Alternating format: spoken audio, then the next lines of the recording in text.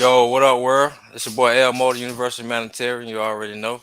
In here with the God and the Goddesses, Ramu and Joy Ishram. In here talking about astrology today, and the topic gonna be on astrology convergence, and we're gonna be discussing knowledge about the signs and the planets and how they affect us as a whole. And I'm gonna let the panel introduce. I'm gonna introduce myself first. My name is El Mo, Universal Humanitarian, and you can reach me at Yoshimore918gmail.com, or you can call me 334-444-1791, or you can look me up on YouTube at El Moore, the Universal Humanitarian.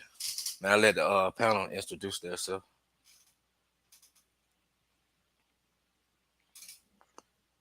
On the top of my Uncle Jet, Uncle Justin Neb, Ubin, Nefi Kip, Boo Haru, my auntie. Peace to everyone. Anuk Ramatef Kweb. I'm Ramatef Kweb. You can find me on Facebook as Ramatef Kweb. You can find me on Instagram as Ramatef_Kweb. You can also find me at myoutRide.org. Check us out.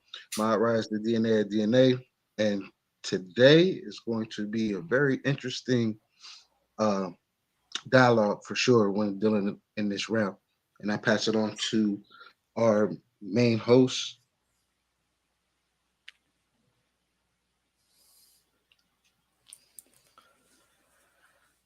I think it might muted.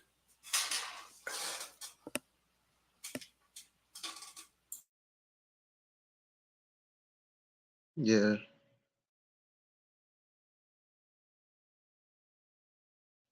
I think your mic's muted.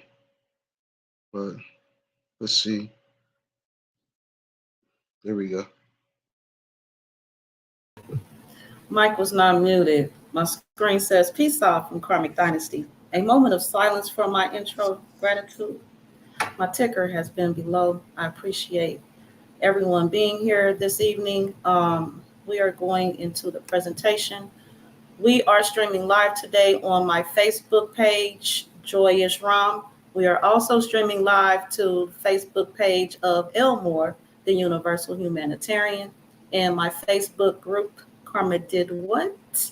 And respect and honor to the Emperor Abdiel Ben Levi for sharing tonight's wherever you are presentation on his YouTube channel Tribe Up 777-999, and also of course on the Karmic Dynasty YouTube channel we are streaming, as well as Twitter MKD TNT.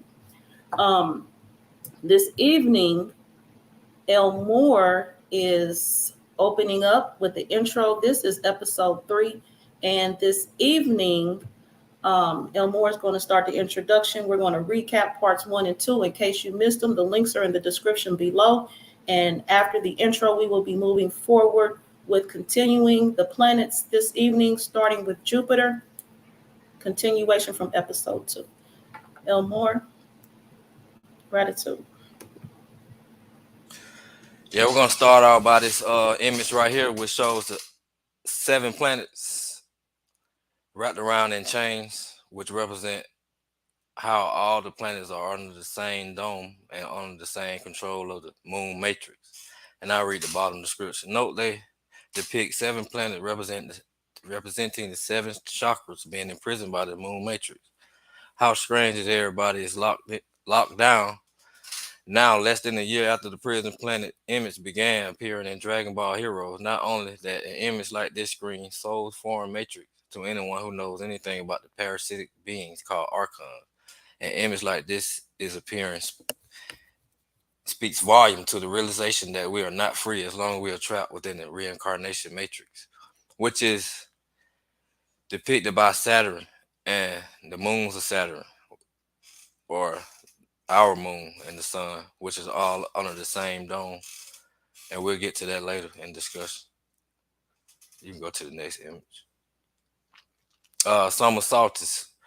Began in the season of Cancer. American represent the 4th of July. That's really why they represent 4th of July. They really celebrating the summer solstice.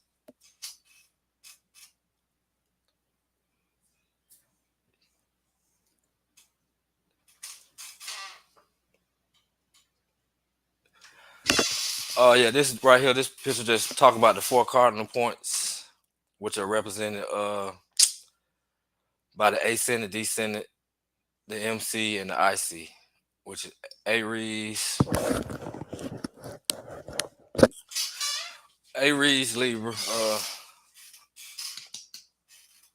uh, Capricorn. Well, it really not a sign. It's just the ascendant, which represent the first house, descendant would correlate with the fourth house, and I'm gonna say the descendant correlate with the sixth house, and the IC correlate with the fourth house, and the NC correlate with the 10th house. And that's what the Bible said. You got a lion, the eagle, the man, the lion, eagle, the man, and the bull. Yeah, Taurus. The four fixed signs, four fixed cardinals. You can go to the next one.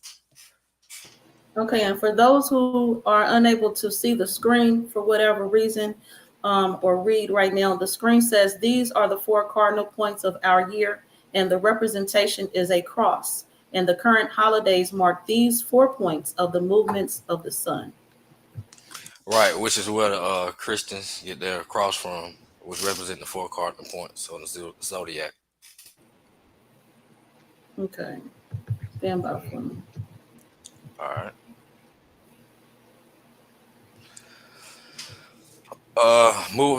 Move to the spring equinox or the restoration of the sun, because everyone in the world, depending on what part of the equator, is ready for planting, because the sun gives life to everything as we know it. Without it, there will be zero life. Moving to the summer solstice, where the sun is at its hottest point, and that's gonna be Easter, right? Yeah, I think that was Christians celebrate Easter by that pagan holiday. You can go to the next slide. And we see that Jesus, the son of Heli, which is equal to another Saturn, the god of Sabbath.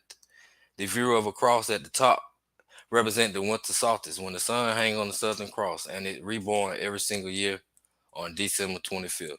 And this would get the resurrection and the death of Christ from, and he resurrect on the third day on December 25th, because the sun died, go down for 3 days, and it rise on the third day, which is symbolic of Jesus' death and resurrection.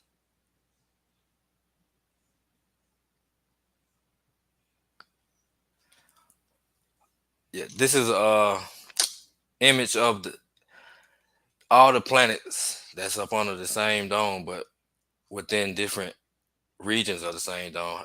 As you can tell, you got different layers which represent the different planets. What you see, Moon, Mercury, and Sun is up on the one dome. Then you got Mars and Venus under the next dome.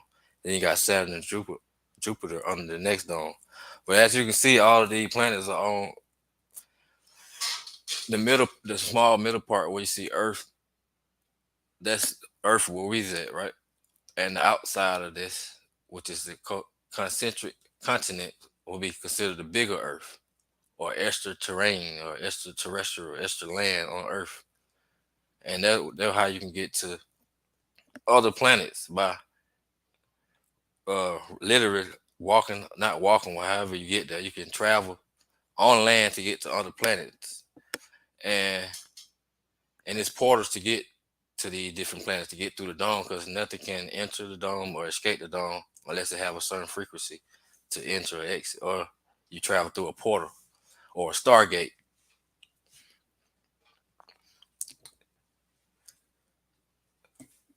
That's all of them. Yeah, this is a radical geometric form by sound. Energy is electromagnetism, and vibration and frequency, right? So astrology is ran off of vibration and sound. So different sound can create different structures within the water molecules in our body, and just water period. So our body like 70% of water. So according to different sound, it has different effects, and it make different shapes on our bodies. And the same way, these shapes are shapes the same images that the planets, or the vibratory frequency that the planet presents to us or push out to us, and create a toroidal field. As you can see, the Earth have a toroidal field of itself, and we are the Earth. We are Earth. So, and the line, it look like it got 7 lines. Let me see, 1, 2, 3, 4, 5, 6, 7 lines.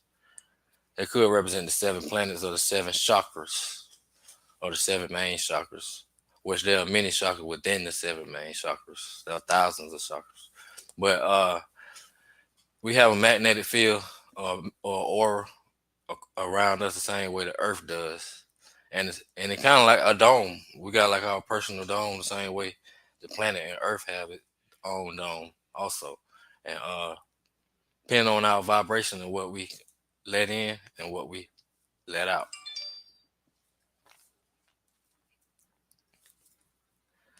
And this is just some I came across while researching what I already had on my mind anyway, from what I heard about the black cube. So Saturn's supposed to be like this supercomputer, or the black cube is this supercomputer, right? That's in control of our reality in so many words. And the moon is responsible for the reincarnation phase back to Earth, or DNA or data recycling itself back to Earth. And the sun could be considered our power supply and our communication interface module. And it create virtual instruments within the whole module. And that's why we're controlled by time. That's why we have like time, even though time is an illusion, but Saturn is the ruler of time, which he's called the father of time. So within time, you live and you die, you go through the moon matrix and you return right back to Earth. It's like a non-stopping cycle. But I don't know if that's good or bad, but it just it is what it is. We reincarnate. That's why we live for eternity. It's because of this whole moon matrix module. Yeah. And it's a picture of basically the same thing I was saying, of all the planets inside of the same dome, and the 2 people in the red on each opposite side. And the picture really represents duality. If you split it down the middle, it's 2 of the same picture, just mirror image. And the people in the red are looking through the portals, or they going through the portals, which is on the ascendant and the descendant on the horizon. And they're peeking through the veil, what they call the veil. If you go through the portal, you no longer inside of the earth veil. But this picture showing you that there are portals where you can get in and out to other planets. But you're still gonna be up under the same. We still gonna be up under the same big dome. So it basically just traveling to other dimensions, going through portals. What the portals at, I don't know, but I got an idea what it is. Probably all the places they are guarding, all the places government guarding that we can't enter. That would be my guess. But is it possible to astral travel in the physical? One day we're gonna figure out the proper longitude and latitude to get to the portal through astrology. I think we can find it out through astrology too. Yeah, I agree. You hear me? Yeah, I hear you good. Yeah, I agree. It's so like one, for example, right? When people look at the stellar on the Sphinx, right? And there's a whole it's called the dream stellar. It's a whole depiction, and it shows, the two individuals, and they're both of them pouring libations to this instrument, right? If you look on what they're standing on, you're going to see 4 people on each side, like right there in the top, and all of them are above this doorway that's inside the metal nature. So when you look at it like as a whole, it's crazy. Like they're showing you that there's a certain ritual that they're doing, and this ritual is dealing with plasma, because then when we end up getting to that realm of plasma, that's like all Scientology and a couple other things. But at the same time, they're telling you how they did it, or how they reached these certain places, or when to open these certain gates. And then if you look at the metal nature from right to left, you're going to see a certain description or a certain metal nature itself that goes, tells the first thing that they always do is tell you what time it is. that give you the day, the season, and then they'll tell you, what nature is dealing with. And then when you start to really get into that realm of time, even though I don't like going there, but when we go into the realm of time,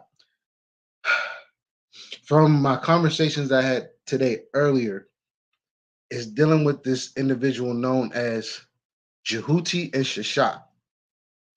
So when we start to go into this particular realm with them, you'll start to understand that one represents time, the other one represents space. Once you start to really put it all together, you'll get into that format of the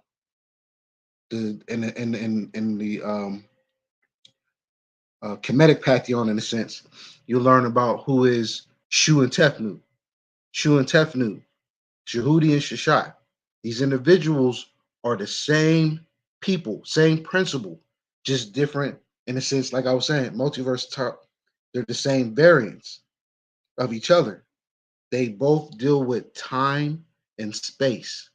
Time and space is what that gives us that opportunity to breach those particular um, borders or those gates in a sense. And they show you in a lot of the meta nature, they show you in a lot of monuments, they show you in a lot of the artwork that they have.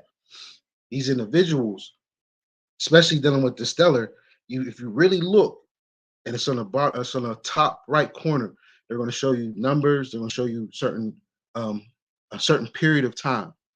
This particular period of time is dealing with this individual. Then you start to understand, like when they start dealing with their so-called what it's called infinity and eternity, right? Which is dealing with Neber Tesher. And you'll see the name Neber Tesher right there in the middle nature. And then you'll see Haru, you'll see a couple other things. And then when you showed earlier about the everything being locked in, right? I love that picture because when I seen the when that particular art came out, I was just blown, like, oh man, they're showing us basically what it is. That basically all these worlds and they're all locked down by Saturn. Why do we say Saturn? So in the picture, if you see the lock, it's a cube. It's a whole cube. That just tells you right there, everything's locked by this individual. And then we get into the terminology of Saturn, time, father time, things of that nature. But we're always forgetting about that one factor, de facto, and that's dealing with space. Space and time are basically the same thing, just in opposite directions. And as we start to search and learn these planets and learn these particular uh, simulation, I'll even put it like that, the simulation that we're in, we're going to start to find out how to awaken our DNA truly by really focusing on those frequencies. And I love the fact that you put that in there too. So when I was behind the green room, I was showing that that's what that was. And it's so funny that you literally brought that up, and I'm just like, yo, this is what I basically discovered. This particular sequence is it's literally that, but it's in a whole nother dynamic. So now let's go ahead and get into the planets.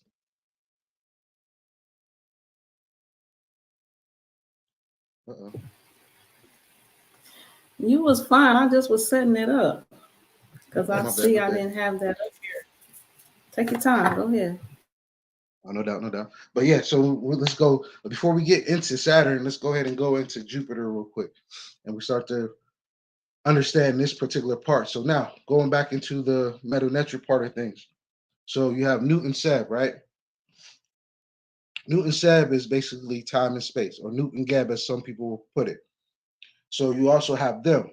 So when you start to look at who they are, you start to identify which one is like a kin or a version of Seb or Geb, and which one is a version of Newt.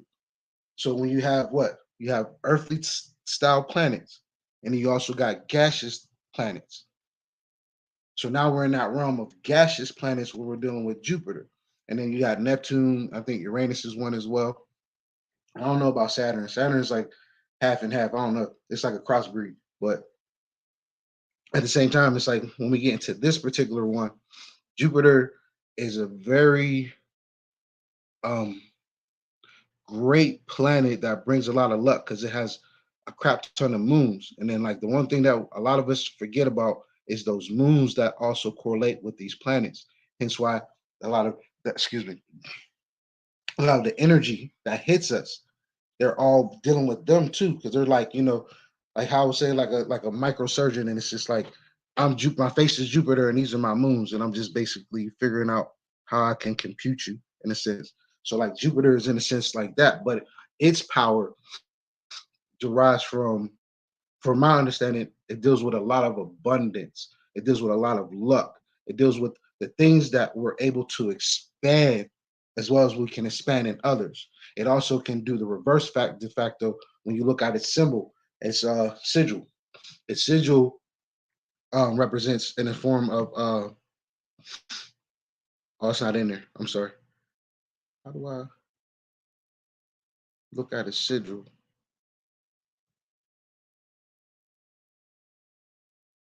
Excuse the pause real quick. Is we able to go to the next slide?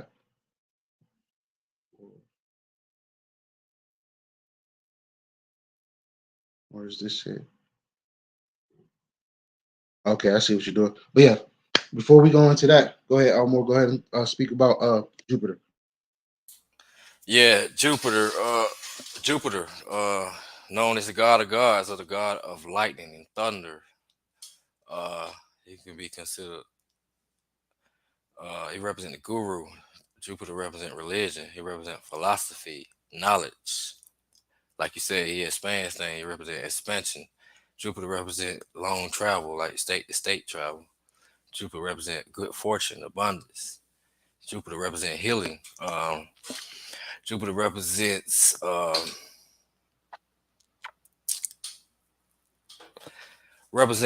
church, like religion. I said that already. Yeah, yeah, I said that already. And Jupiter rules over the over Sagittarius and Pisces, and it governs the ninth house.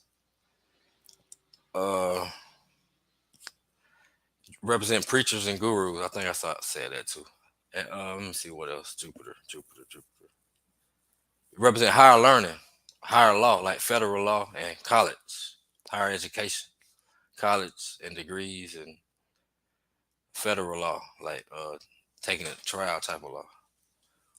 And represent knowledge and wisdom and understanding, morality, optimism. That's about all I can think about it right now. Yeah, so like Jupiter is definitely more so for me. Like Jupiter is in that realm of true, like a person's true knowledge, especially it's depending on their placement. Especially like certain people in this realm right now. Like if you're born in like certain parts of the 80s, going up a little bit, like a lot of us has Jupiter in Sagittarius. A lot of us do. Right. And then it's like depending on what placement, it's like, it kind of brings about that, especially if it's in the descending part of it or the descending part of it. But Jupiter really does expand on that realm of education and not even just religion, but more so in that realm of philosophies. This is where you get a lot of people who have a plethora of just information that they're just born with it, just truly born with it. And then we get to the sign of Jupiter, and when you start to really look at its sigils, you'll see how the way that they had it is in this form of like a two with an upside down cross, or as I was speaking, spirit and matter. But the way this is going and the way that it's presented to us, it's more so in the lines of death over matter, because Jupiter is the one that really, if he has Mars's help, for real, Jupiter takes people out because it has that power to do so. Because it's like how you Right. say the one that's not even saying like he's the one that's above all, or he or she that's above all, but Jupiter really has a lot of power over um a lot of power when it comes to dealing with the realm of power versus control, which Saturn has. Right. It can be like uncontrollable because it just expands everything it touches. Like you said, with Mars, it can start a major war. something like that. So everything how they polar opposite, it ain't always good. Some people just think Jupiter just all good, but it's not all good. I don't think nothing all good. It gotta have balance to it. But like you said, depending on the placement of the Jupiter, represent how much damage or expansion it'll cause.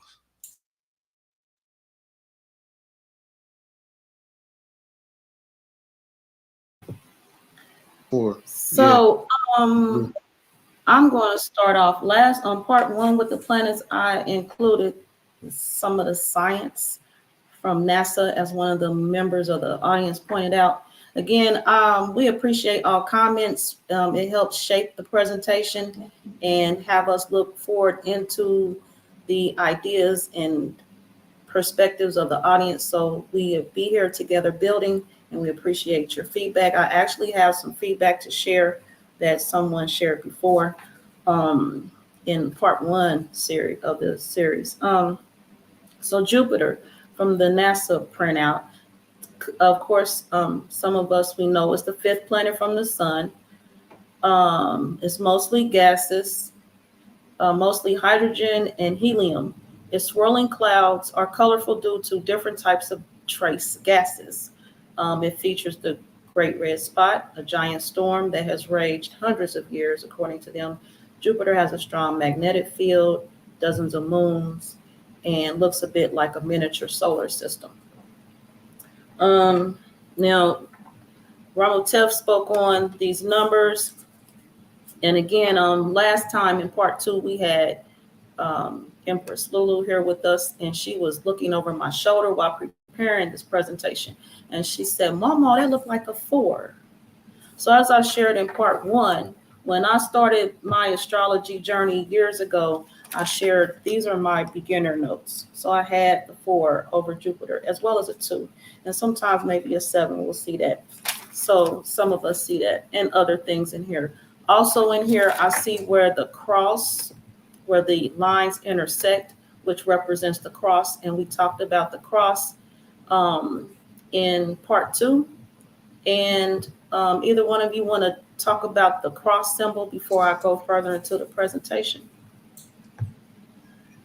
Yeah, I just want to say the glyph Jupiter, if you the one on the right, if you flip that around, it'll be Saturn.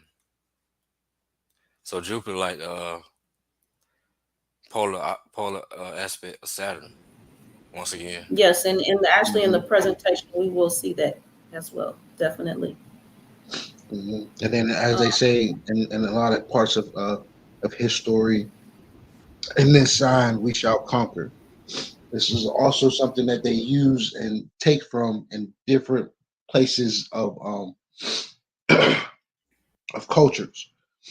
This particular symbol is usually known as a crucifix, because a cross is basically, in a sense, like a crossroads. When you look at a crossroads, it's 45 degrees on each side. When you're looking at a crucifix, it's elongated. It's a sword. It's a bringer of death, or a bringer of defense, in a sense.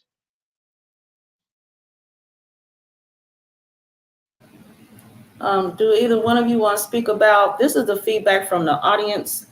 Someone has shared with me that the Jupiter, what did they say? Upside down Jupiter glyph looks like a Mandarin number 9 in reverse. So yeah, there's also this as well. And yeah, the 4. Either you want to speak on this? Yeah, because it's like, going back into the realm of the introduction of the series, when we're talking about the different forms of, how you say, astrology, or the different types of astrology, going into the realm of the Asians. So when you start to really look at their system, and you start to take just their whole alphabet, or their whole learning system of combining words and things of that nature, you're going to see a lot of it in certain depicts those, especially in this one, because you got to remember, their version is upside down from Mars. Vedic is upside down from Mars. And when I say ours, I'm just referring to, the one that we all subscribe to on this side of the town, or this side of the world, which is dealing with Western.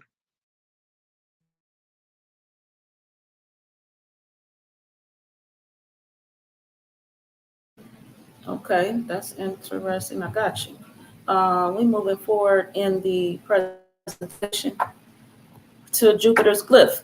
As you will see, and Elmore has pointed out, its association with Saturn, which is the next planet we'll discuss. But right now, here on the left, as this says, is the ancient symbol of the crescent of the soul dominating the cross of matter. And here is the modern stylized version. So what I did here, over here, was I flipped them to look at the dominance of the soul over the matter. Hold on, where I'm at. The matter The over matter the over the soul, soul. Thank or the you. matter over And spirit. yes, and as well as the in contrast with the modern version.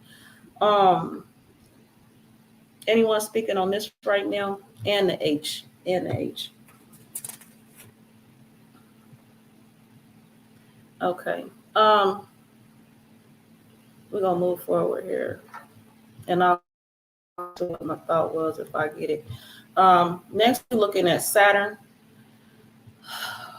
Elmore, where's Elmore? Okay, no, Ramatef, you sharing on Saturn or Elmore, whichever one's you ready. Thank you. Go ahead, Elmo.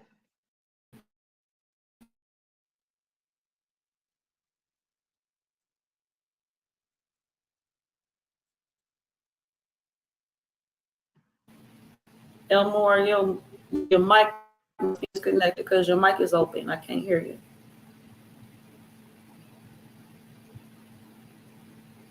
Ramatef.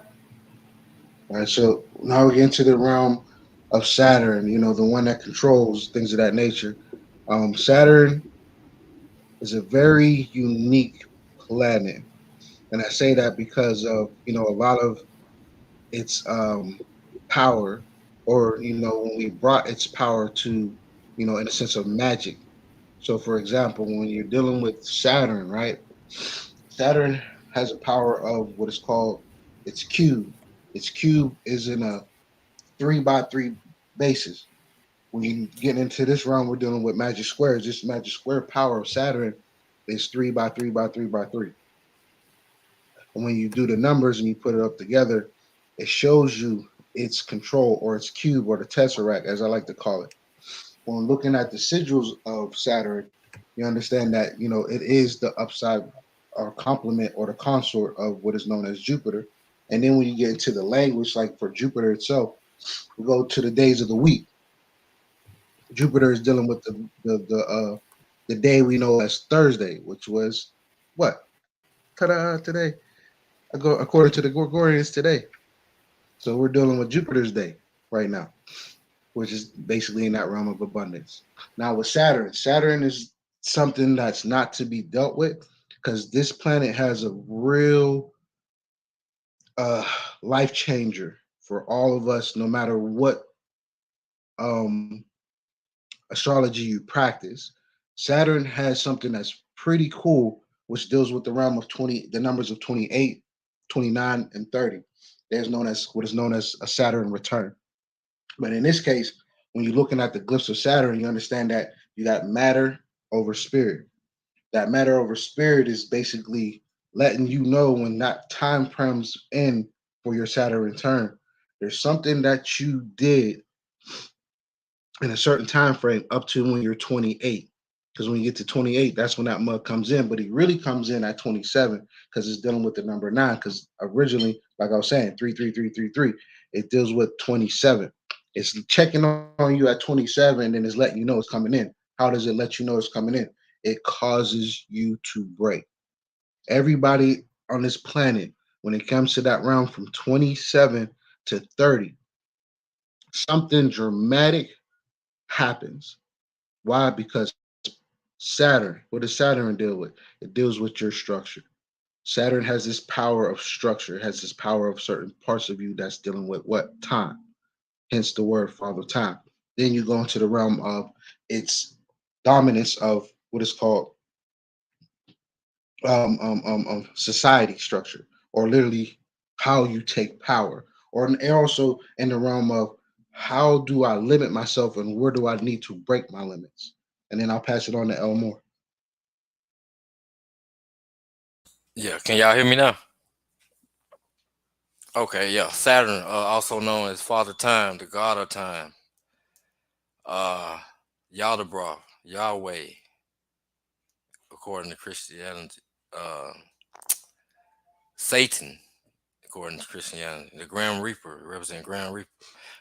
Satan represent old age. It represents our structures, our limitations, our discipline. Saturn represents discipline. Like he said, when your Saturn return around 27, 28, 29, 30, there's going to be a time of discipline. With Saturn is a karmic planet, so whatever seed you sowed is what you reap around that age. So it's Saturn make it come to reality. You know what I'm saying? If you've been losing yourself in delusion, when your Saturn return, you're gonna be knocked down back to Earth, down to reality. You know what I'm saying? Saturn gives us a reality check, tell us what we need to be done. And Saturn represents slow patience. You know what I'm saying? Saturn teaches us to take our time. Over time, you reap what you sow and then become a master. Saturn also represents mastery. And it represents the elders, older people. It represents our career, our public image, or the public in general. It represents judges, the father, particularly granddad or father figure in the house. Saturn, the ruler of Capricorn, and the ancient ruler of Aquarius, and it rules over the 10th house and 11th house.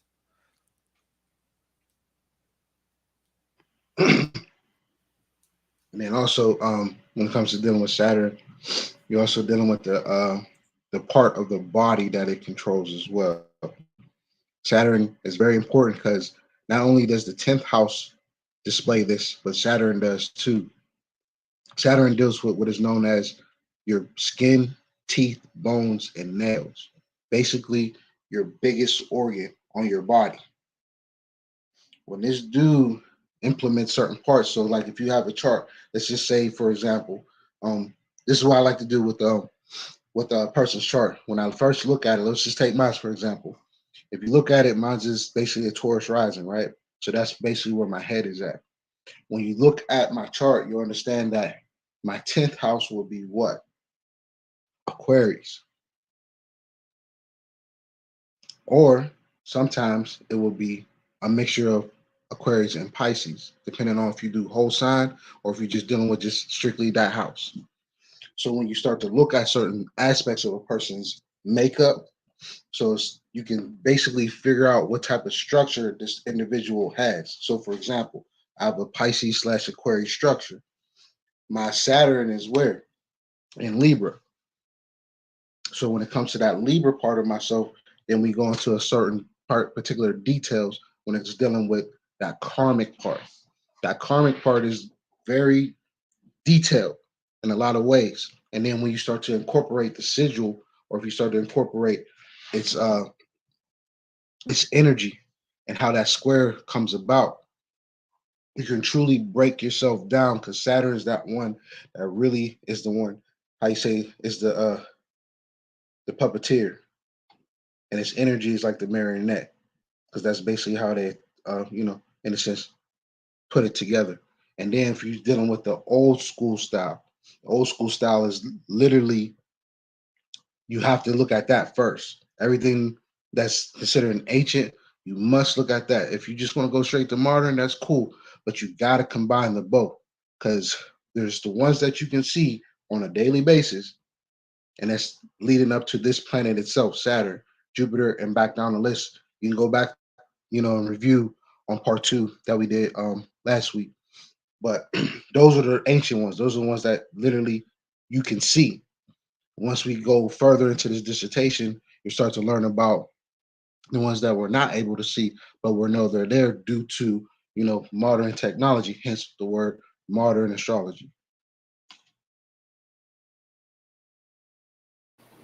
Okay, and according to NASA, We got Saturn being the sixth planet from the sun, known most for its rings. When Galileo first studied Saturn in the 1600s, he thought it was an object with three parts. Not knowing he was seeing a planet with rings, that stumped astronomer entered a small drawing, a symbol with one large circle and two smaller ones, in his notebook as a noun in a sentence describing his discovery.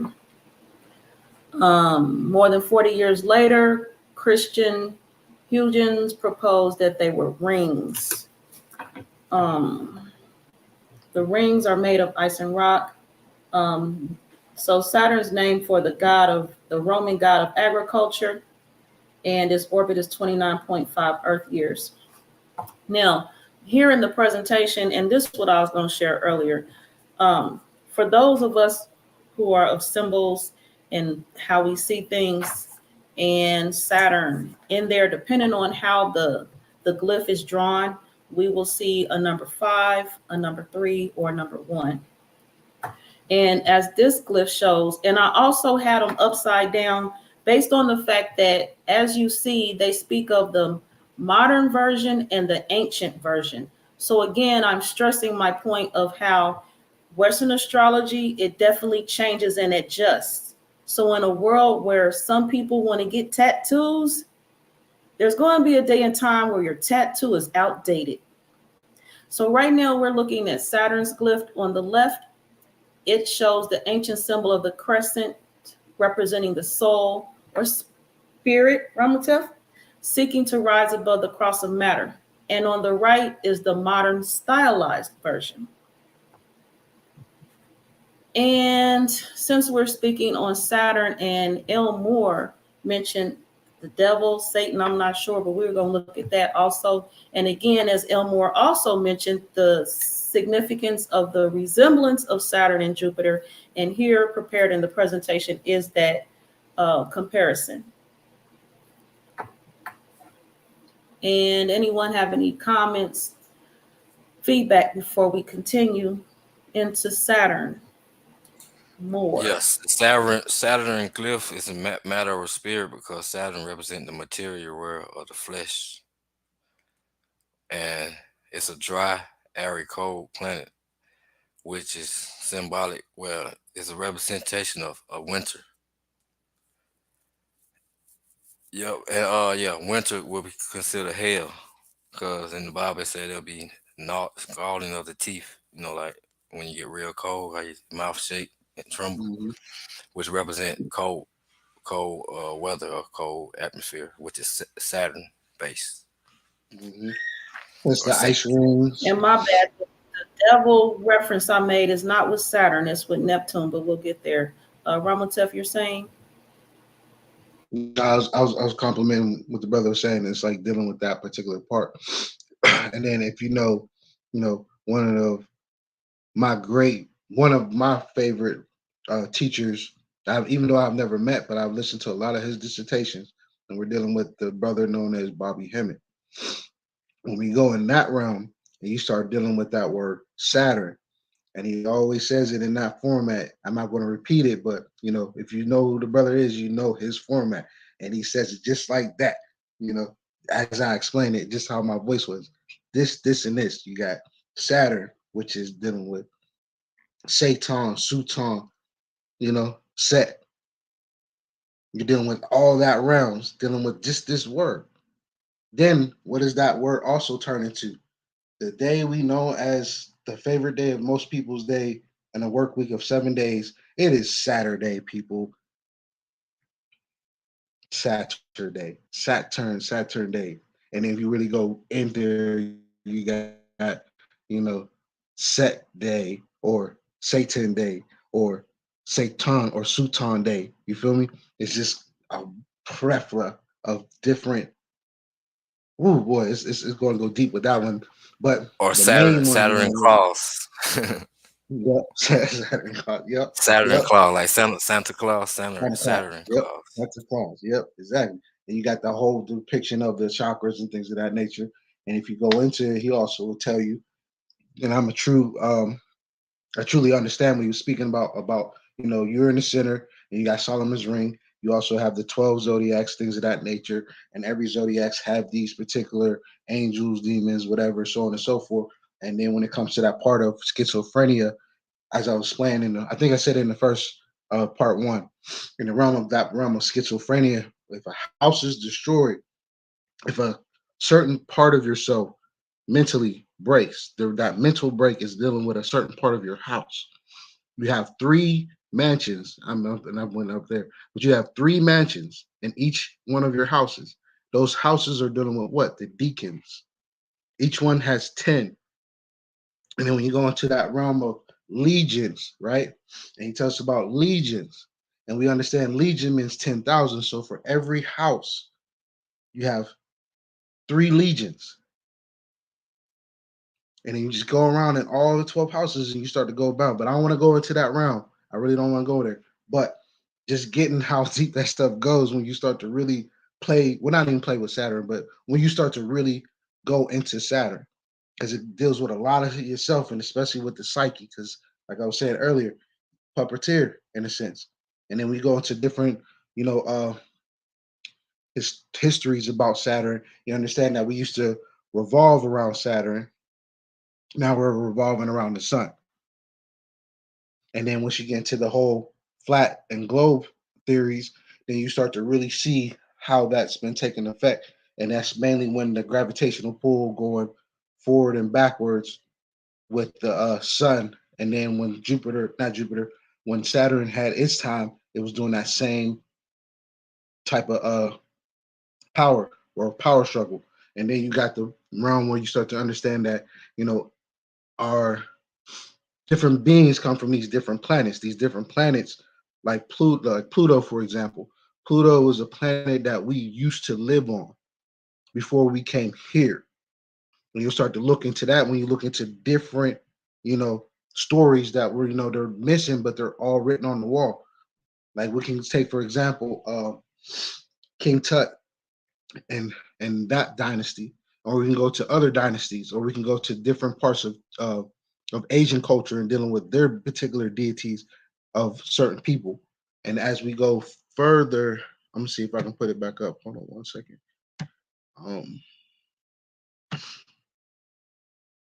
Yeah, I'm gonna put it together real quick.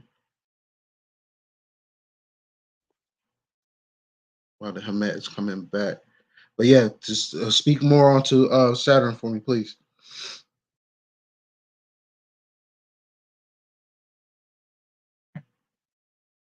There we go.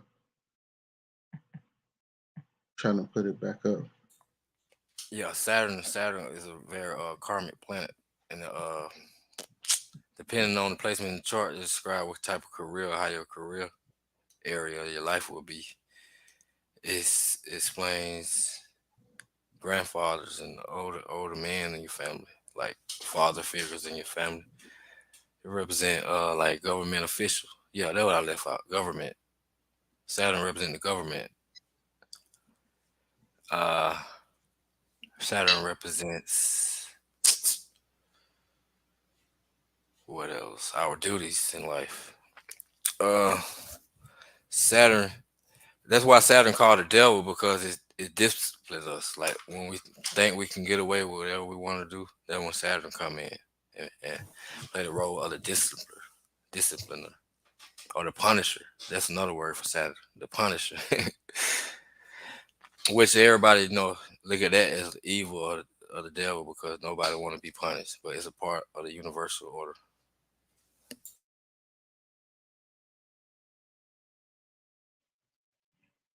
And then when you go into um, the realm of the Kabbalah, I call it the Kabbalah majority because of what I understood about the word Kabbalah, right?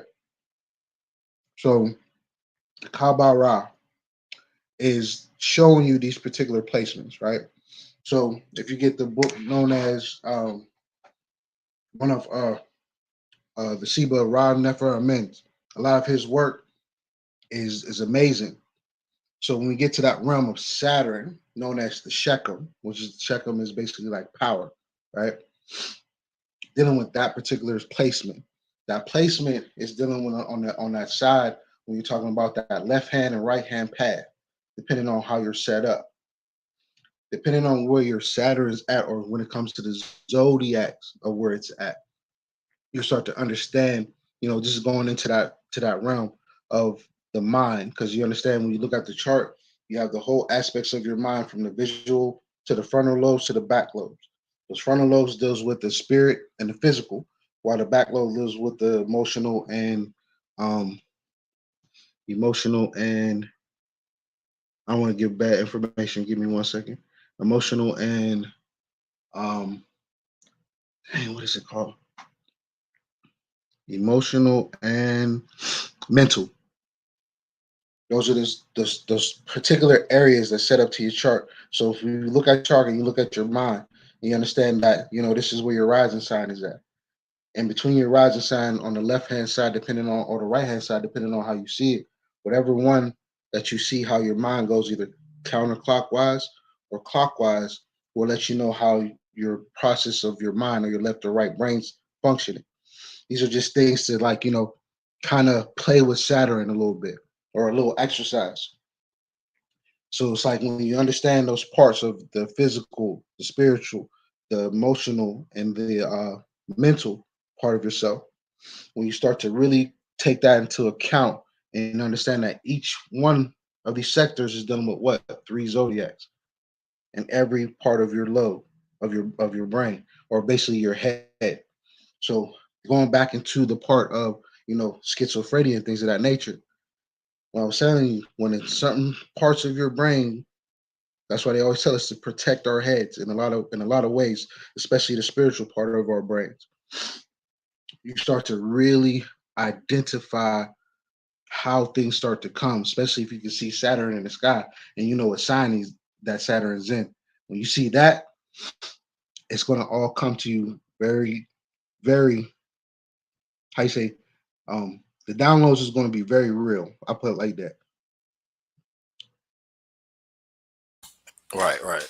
Another thing I want to say about how to uplift your Saturn in your chart, or how to make your placement better if you don't have a good placement. You just utilize the element of Saturn. So Saturn rule rocks, right? So if you have a bad Saturn, you need to have like some rocks or some in your house represent that the good part of Saturn. It's a Saturn element, and Saturn represent rocks, bone, anything like that. You know what I'm saying?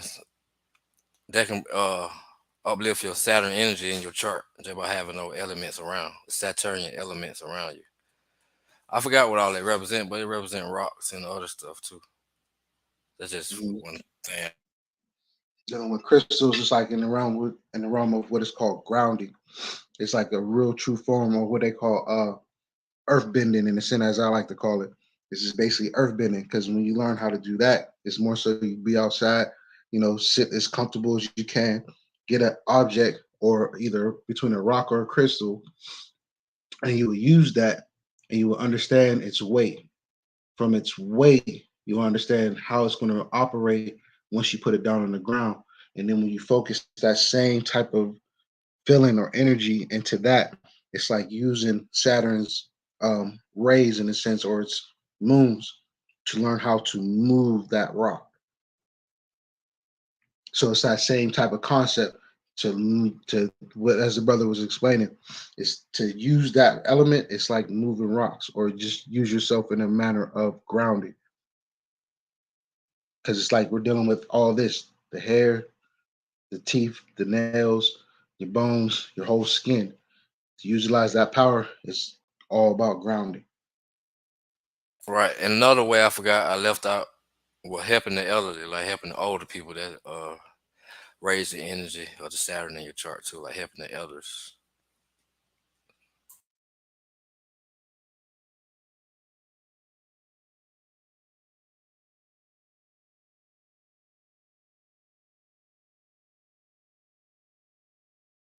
Now get into that gaseous part, another one of those gaseous planets. But before we do that, um, Matt, do you have anything?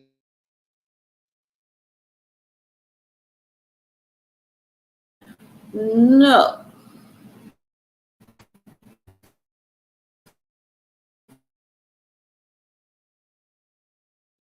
So now starting off with this next planet, the planet of change, one of my favorite planets, because a lot of us, again, who were born in from the 70s to certain parts of the 90s, we have this specific planet in a constellation known as Ophiuchus, or what people know as the 13th sign. That's why I love this planet so much, because this planet, oh boy, it brings the change. A lot of us who have this placement, or a lot of us of this particular uh, generation, we all have this particular planet, a planet of change within this realm known as a Ophiuchus. Some of us may have it in Scorpio, but a lot of us have it in this Ophiuchus.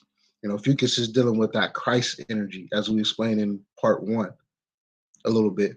But now going into Uranus, Uranus is something that, its name itself is kind of odd, but its power, or is one of the three kings, as I was taught.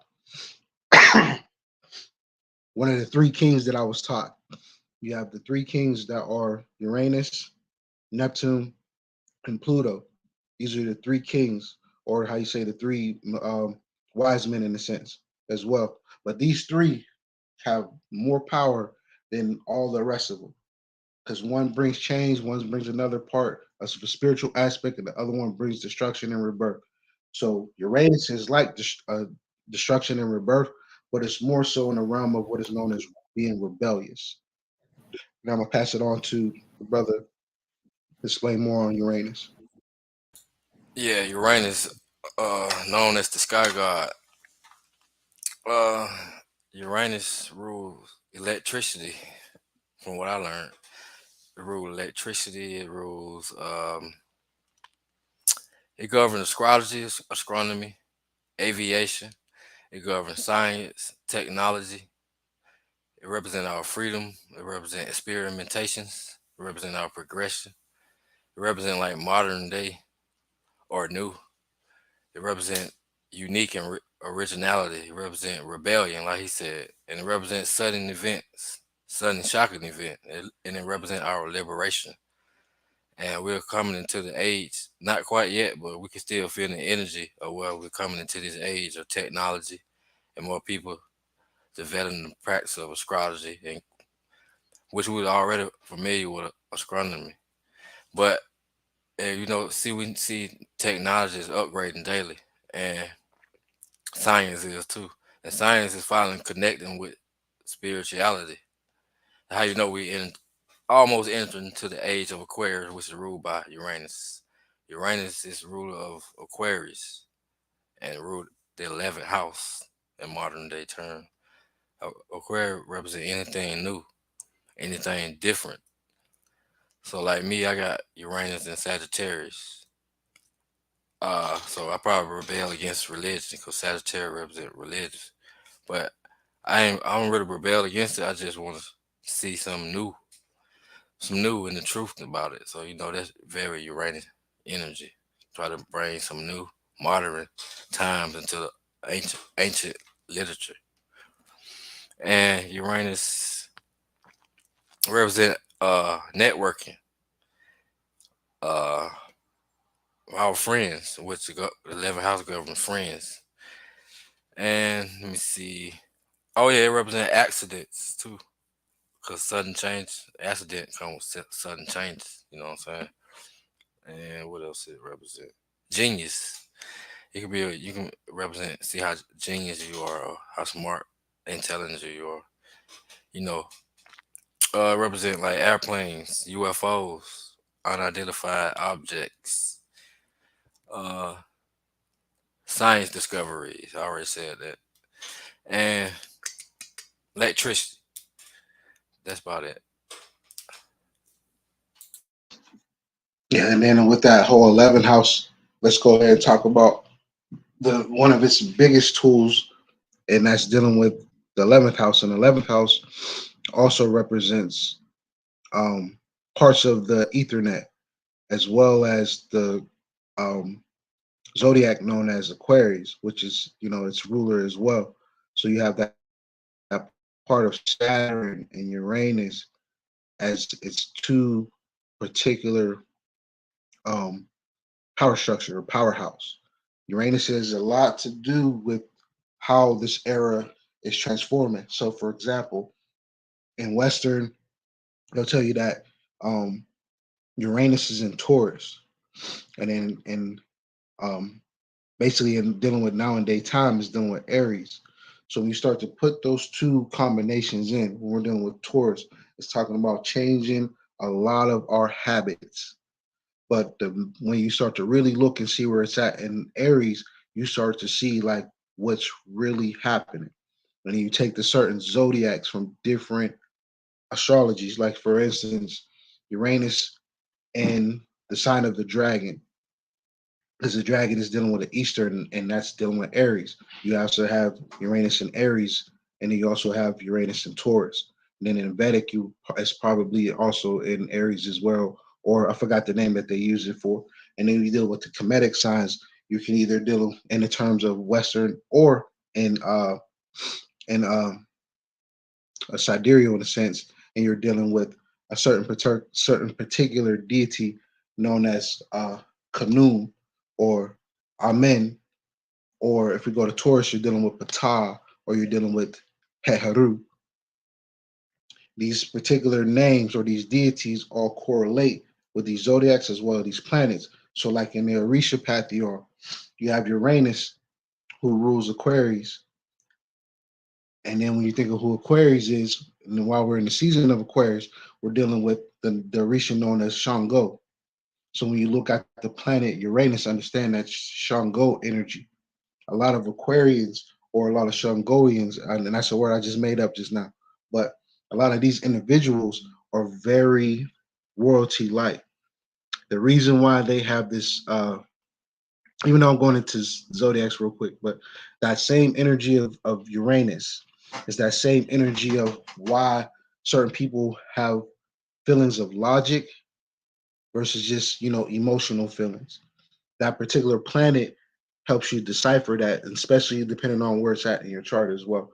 And then going into the glyphs, when you look at the glyphs, understand in its original format, you're going to see matter splitting spirit over the soul. And then when you turn it upside down, you see how the soul is being split into two spirits. And then when you start to go into certain other parts, it's like an anchor, it's like a something that can how you say represent a lot of different parts of yourself. And then when you go to another part of Uranus, this is where, in a sense, if you can see, this is where in the realms of esoteric, in a sense, where you see where Uranus is basically the sun and Mars put together in a modern sense. And then again, it's basically just telling, in my understanding, when I see that, it's just basically telling us that, they're literally, and they're literally just basically fucking our souls. I'll just say it like that. When you really look Well, at this energy, because actually, yes, to elaborate on that. part two? Yeah, part Yeah, two, because where I yeah, pointed out back it was the in part arrow. one. Can y'all hear me? Mm-hmm. Yeah, we can hear you. Okay. So yeah, to go off of that right quick, yeah, when you literally what you said, I don't feel like all that right now, but yeah, because as I pointed out in part two, anytime you see an arrow in astrology, it's a phallus, a penis that is being represented. So yeah, and we're going here and see more on that as well here in part three of Astrology Resurgence. Right quick, while I got the mic and some time, NASA talks about Uranus. We're doing the science here, being the seventh planet from the sun. It itself being an oddball. Some people say Uranus, some people say Uranus. It's the only giant planet whose equator is nearly at right angles to its orbit. It basically orbits on its side. Astronomers think that the planet collided with some other planet-sized object long ago, causing the tilt.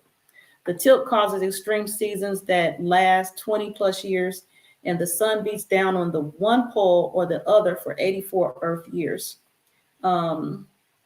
Methane, I heard Ramatel speak about the gases. Methane's in the atmosphere, giving it its blue-green tint and its numerous moons and faint rings. This Uranus was discovered in 1781 by William Herschel, who thought previously to be a star, and its orbit is 84 Earth years. And we are discussing Uranus. Anything else before we move forward on Uranus in the presentation? Yeah, I just want to discuss Uranus, Uranus in Taurus, which is it was in the American chart. I don't know if it still is or whatever, but my point is that Uranus represent internet or digital, and Taurus represent money, right? So that's how I know the energies take effect before they enter the sign. Like that when cryptocurrency came out, when Uranus will enter in Taurus, or supposed to enter Taurus in the Western. With crypto for my one of my teachers, shout out to Femi Lola. When we literally like dived into that, and we understood that when dealing with the realm of crypto now, that's dealing with the 13th sign for sure. Anything that's aspecting off of that particular placement, no matter what planets is there, it speaks volumes. And then going back to what you're saying as well, with that Taurus and Uranus effect, that's that same type of thing that's going on. And then when it went in there, it was crypto came out when Uranus went retrograde. I want to say it went retrograde during that time frame. And when after that retrograde, during that season, that's when all of a sudden, boom, the emergence of Bitcoin and things of that nature came out. Then we start to really see it expand. And then also, what is it? Amazon, Google, a couple others, they all literally came out around this time when that retrograde happened between, I want to say it was in Aries or it was in Taurus. It was in one of them. But when it retrograded back into Aries from Taurus, now it's been chilling in Aries for a good minute because it was in Taurus for a little while. Then it, for some reason, it really just went backwards, like real far. And it's been chilling there. And then its cycle, has a good period of time before it gets there. And then that's also, before we go any farther with the other two planets, Uranus, Neptune, and Pluto are the main individuals who deal with our generations. And then you start to really uncover history when you really follow those three. And when we get to Pluto, I'll explain, a story that I found out by just looking at the stars and looking at our history.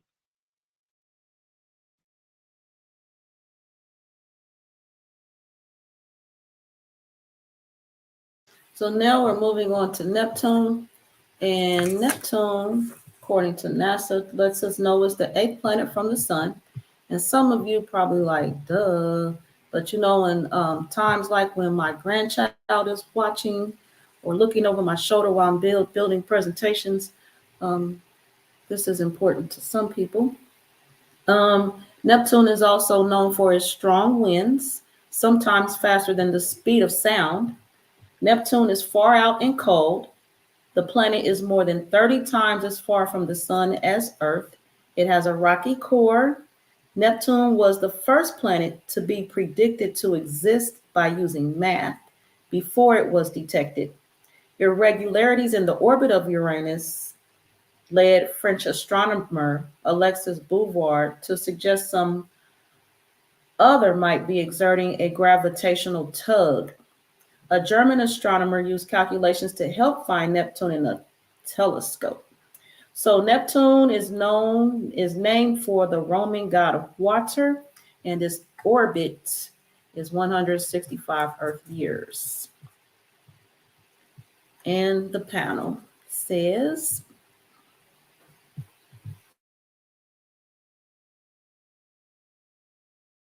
All right, Neptune. Neptune is the god of the ocean.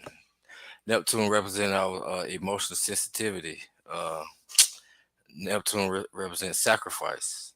Neptune represents the martyr, which Jesus was the age of Pisces, will represent the ultimate sacrifice for humanity. Uh, Neptune represents selflessness. Neptune represents our compassion, our ability to be compassionate. Neptune also represents delusion and illusion and deception because it can cause fog where we can't see or think straight clearly. Uh, Neptune is it rules drugs like addiction. So having a bad place Neptune can be like it can lead to addictions or drug. It rules drugs, also medicational drugs. Uh, it rules disease. Neptune is associated with Pisces, and it rules the 12th house, govern the 12th house, and it also represents long journey trips, like from country, take trips across the country, and it represents anything foreign. It represent prison, any type of institution, prison, hospitals, jails, mental institutions, stuff like that. And what else?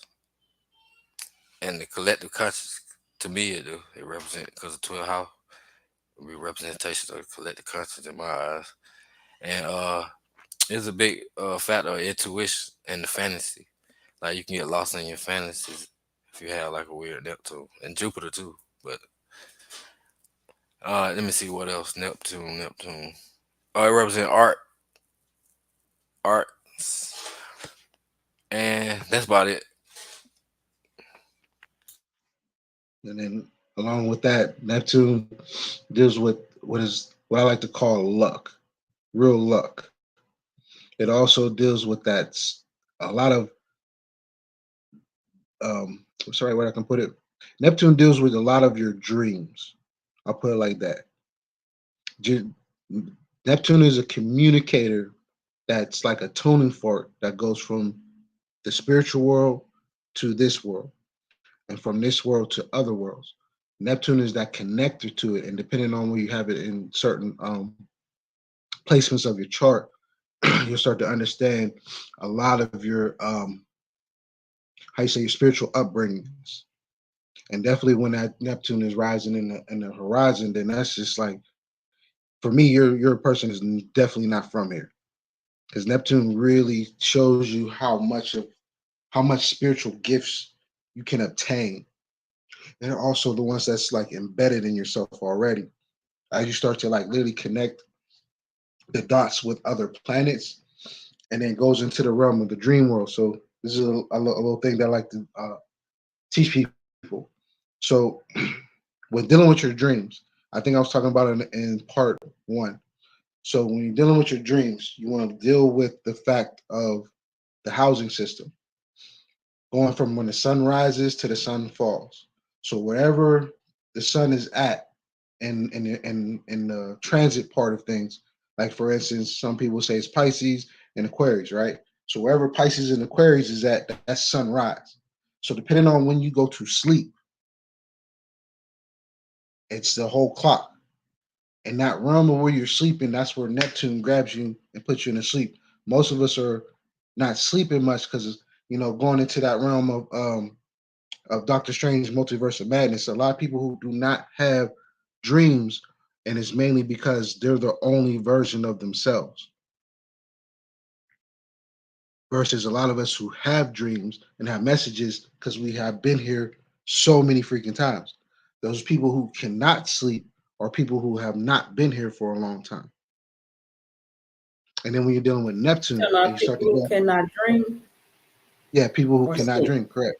Okay. dream or sleep. It's like if some of them who can't sleep, they'll just be up for who knows what. And they really are like how you say people who are literally newborns here. If they don't sleep, it's because they're newborn. They're very brand new to this realm, and they're not trying to miss a beat. Those who cannot dream are people who are just basically, got out of that stage, and now they're trying to figure out where's their life going to be taking them after in this lifetime going into the next. Where some of us already been here many times. Hence why we have no problem sleeping. Hence why we don't have no problem dreaming. And when we dream, we get a lot of these dreams or these connections from this particular planet. Even though in this particular version of this planet, we're dealing with, a part of the spirit, but that spirit is basically with those phalluses. So it's basically talking about what gods do. They have basically orgies. So this is basically a symbol or a de facto symbol of orgies. And right quick before you continue, again, an arrow in astrology is a phallus, a penis. So Neptune got 3. Continue, please.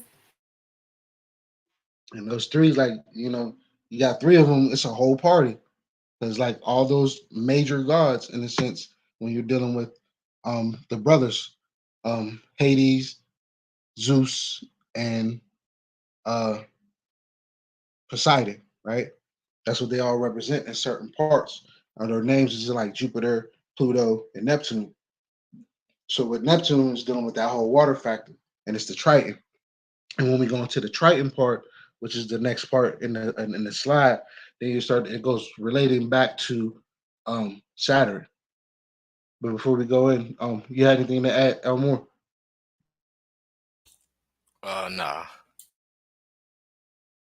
Okay, well, since we're on Neptune right now, I'm adding that Neptune as well as Jupiter, Saturn, and Uranus are the 4 large outer worlds. They're known as the Jovian planets, meaning Jupiter-like.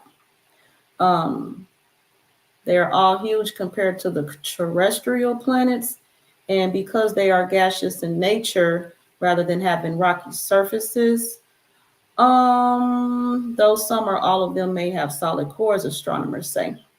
According to NASA, 2 of the outer planets beyond the orbit of Mars, which would be Jupiter and Saturn, are known as gas giants. The more distant Uranus and Neptune are called ice giants. And this is because while the first 2 are dominated by gas, while the last 2 have more ice. All 4 contain mostly hydrogen and helium. And moving forward in this presentation. Now, Ramatef has pointed out some of the characters that I'm going to address here in the presentation and look deeper into these characters as well. So we have the devil. Now, for me, this is the importance of this to me, because when a pitchfork is seen, most times some of us go straight to the devil thought. Depending on how old you are, you might think of Disney and King Triton. So the thing is, for me, again, those who are Disney minded, they take these 2 characters here, and these are the good guys. They take this character here, and he's the bad guy. Now, they all hold these tridents. They all hold, which Ramutef has covered, and includes the phallus. So which takes me into my next part of my presentation. I'm going to read the screen before I go into it. The devil is the personification of evil, as it is conceived in many and various cultures and religious traditions. It is seen as the objectification of a hostile and destructive force. It is difficult to specify a particular definition of any complexity that will cover all of its traditions. Beyond that, it is a manifestation of evil.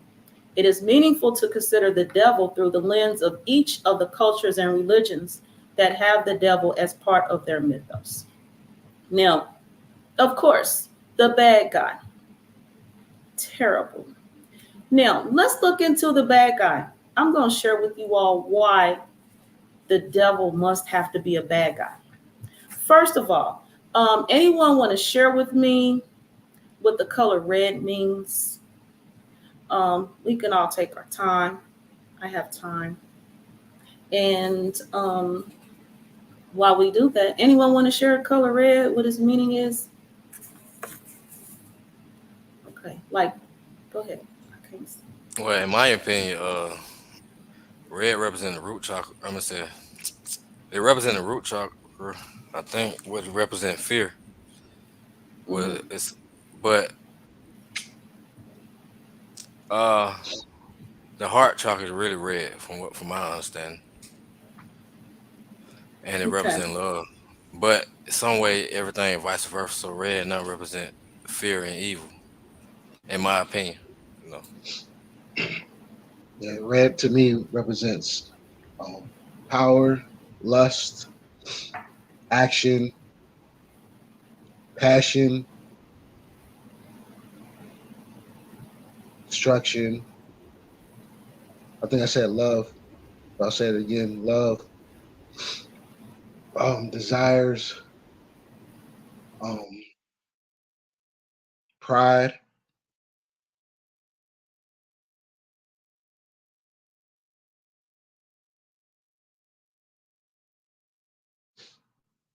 All right, and we got opposite of blue, which we all also talked about the water reference here.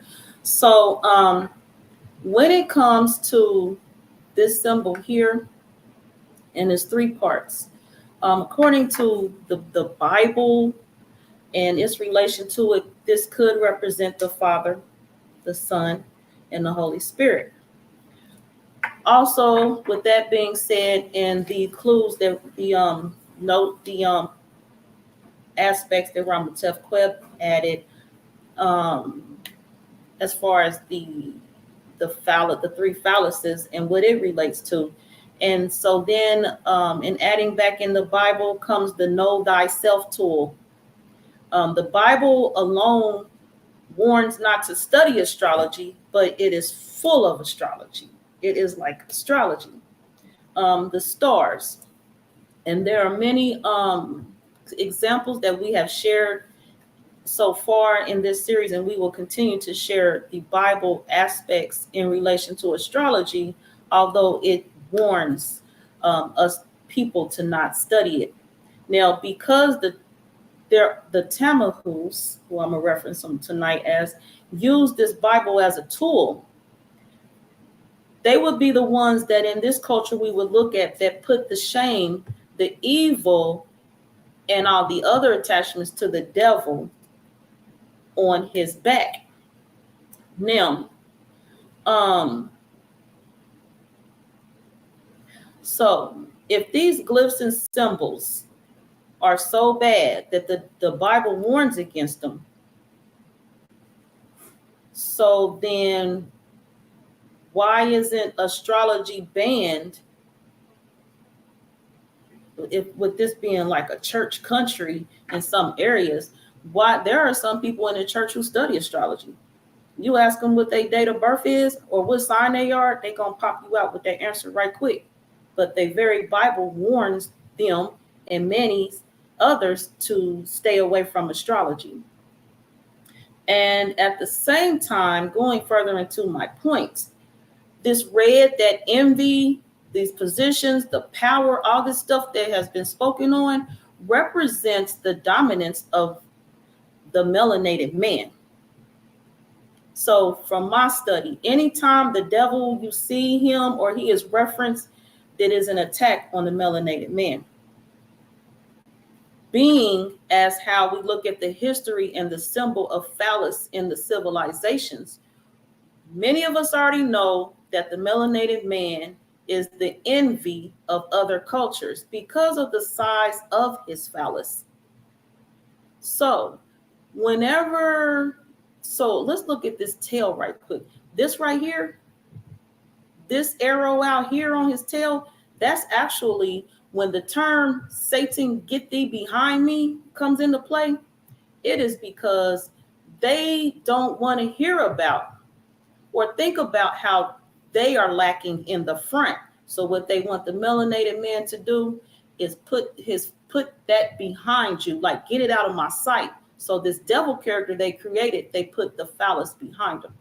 The same way like us women, for example, in our beauty, in our hair, and yeah, speaking on the women, they're women. So yeah, speaking on our women, and so how our hair is an issue for them. So there was a time when we were, according to the Tinyan law, had to cover our hair because of the envy. So with us, there was attack on our hair, and men too. There's men with beautiful hair. But for the men, they went through the way of the devil and attached to get away from, they attached evil to this image. And then to get rid of their own fears and insecurities. This devil is designed to shame our men and downplay the girth and length of their phallus. Any body part first hole before yes. So I'm going back to this picture. So again, the red is a color for desire, is one of the words I was looking for. And so let's see. So then there's also the tug of war. When it comes to the men that I've seen a tug of war between men of different cultures. Like they go to like their cars or their houses and says, well, yours is bigger than mine. The entire time it's a tug of war because the melanated man's phallus, his penis is bigger than yours. Shamefully elongated. And so it is, we looking at these King Trident in them. So then into play comes the Tamahu, the white man's fantasy to have what the melanated man has, which is the greater phallus. And so also the horns also come into play on the devil or Satan, however we're going to look at that. And it's designed to create a beast mode amongst our men so they will lose themselves and not realize their power, the strength, and their dominance, and which would be their position in this space. And that's my piece right now. I'm going to breathe and give me something to drink from the panel, please. Yeah, I think the tail also represent our animalistic nature. You know, we humans have animalistic natures. And like you said, the trident could be Father, Son, and Holy Spirit. And I think this picture of the man with the gray beard is a representation of Jupiter with the crescent, with the trident, I mean. And you got Saturn. So you got Saturn on one side and Jupiter on the other side, which was a polar opposite Yeah, of the each other. Jovian planets. Right. Which is the opposite polarity of Jupiter, which is Saturn. And the horns also represent our animalistic nature too, in my opinion. And one thing else, one more tell quick. Uh, through my research, Saturn represent the melanated people or black people. Just from my research, but I ain't sure about that. I want to know what's your opinion. Say that one more time for me. Represent what? Saturn is the ruler of black people, like the planet of the black people. From my research, but I want to see what everybody else thinks about that. So dealing with Saturn, right? It's not just us, it's literally everybody. And I say that because when we're dealing with the 13 colonies, right? 13 colonies was founded off of Saturn because of its zodiac. And then its particular ruler, which we'll get into the next one, is dealing with Pluto. Pluto is that one that establishes what it is for this generation. And when it comes back around, it's going to destroy it all. And that's basically in the era that we're in now. But Saturn is more so the placement of, getting into the realm of how they use their system to basically entangle us all into a thing called slavery or a thing called chattel slavery and things of that nature. So, yes, I agree with you in that, but at the same time, it's not just us. It's basically anybody who's under the system of Saturn, as I was explaining earlier. It's a puppeteer, and its strings, its energy is basically that of the marionette, and it also controls not a lot of our things, but it definitely influences a lot of our stuff dealing with that planet Saturn. But as far as going into that line of devil, right? Before we go to this next passage, I want to speak on the word devil. So one thing that I learned, the reason why they put the devil there, right? Because of this passage, right? This passage is stating, you know, forgive me, Father, for I have sinned. When you start to look at the word sin, you're going to find out it means existence. So you're asking forgiveness from a deity for existing, and they're going to shame you and call you a devil. And when you turn that word backwards, what does it say? Lived. Lived. Yep.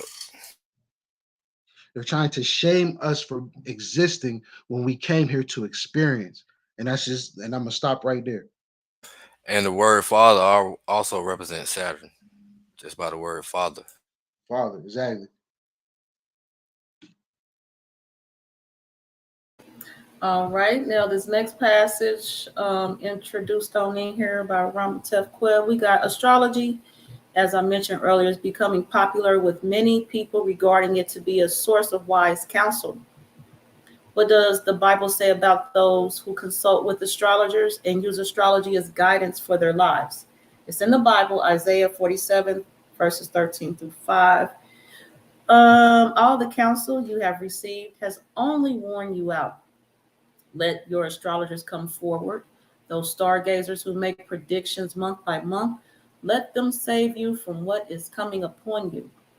Surely they are like stubble. The fire will burn them up. They cannot even save themselves from the flame. Each of them goes on in his error. There is not one that can save you.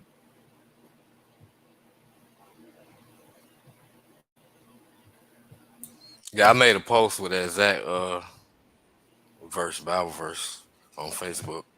But in my opinion, that means like even the astrologers tell you the times or predict the future or whatever through transit, but they can't save you because us astrologers too are under the same simulation, just like the person we reading it for or whatever. So no one can save no one for real, but we can advise and acknowledge people.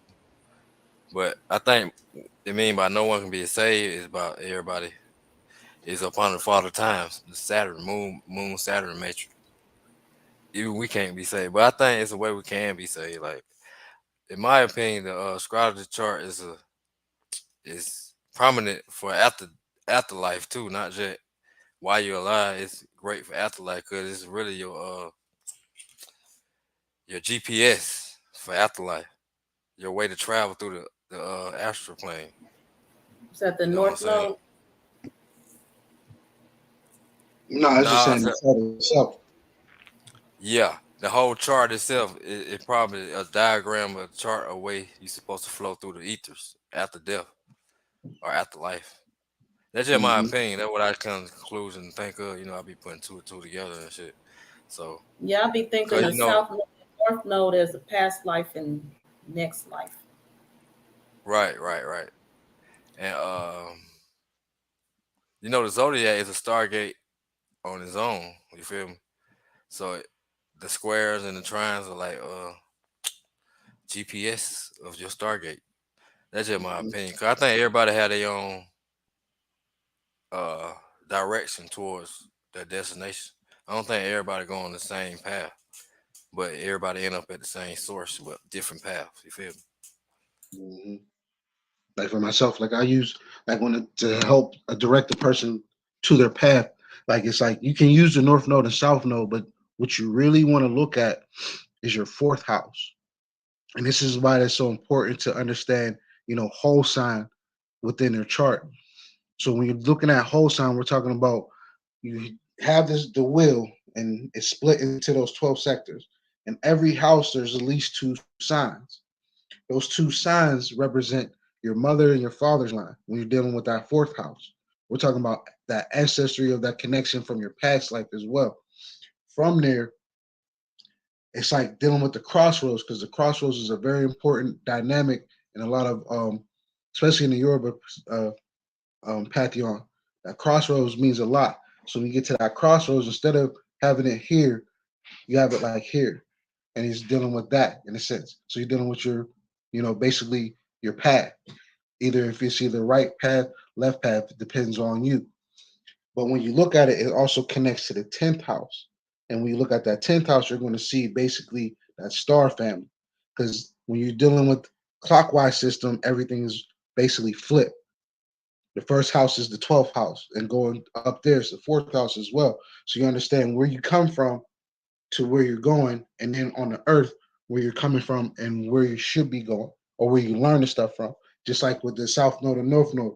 South Node is dealing with, representation of what you came here with.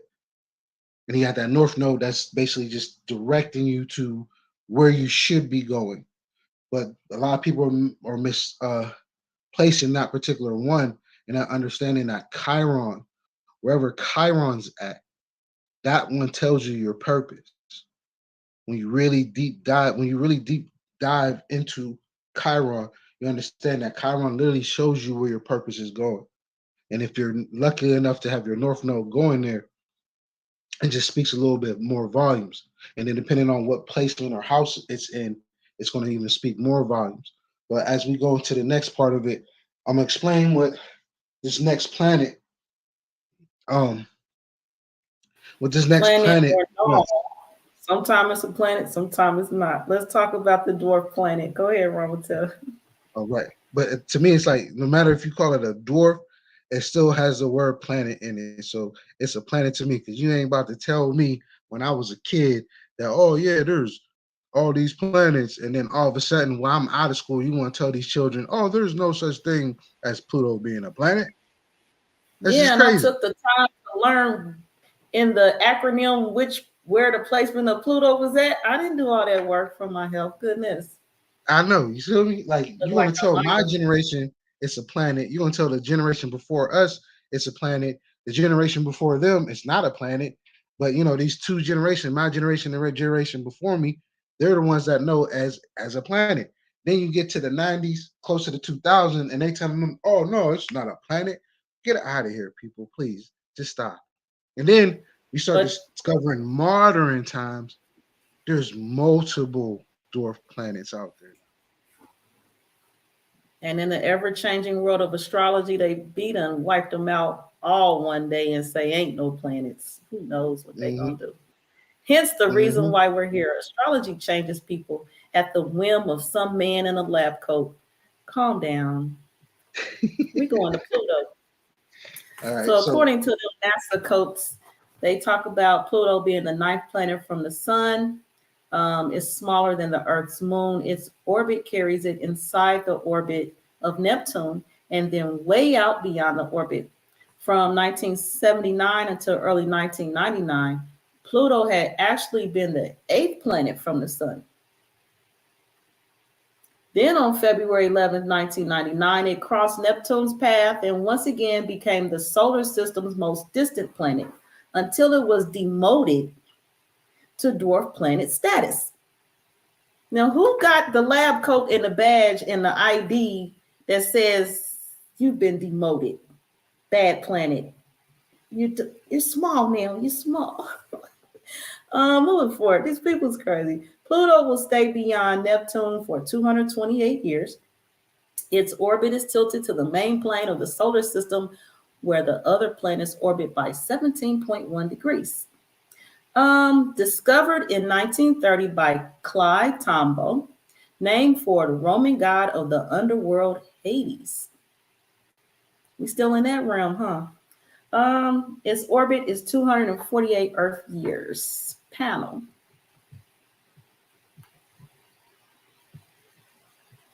All right, so Pluto.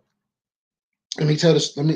No, before we go in, can I tell the story? Do you want to, or Elmore, do you want to go in, explain Pluto, and then I'll tell the story about what Pluto does to generations? Yeah, Pluto is the god of the underworld. What she just said, Hades. Pluto represent, even though it's a dwarf planet, it represents power. Well, Pluto is a very powerful planet. You know what I'm saying? Pluto represent regeneration, death, and rebirth. You know, it represents debt. You know what I'm saying? It represents heritage. It represents obsessiveness. It represents control. It represents uh,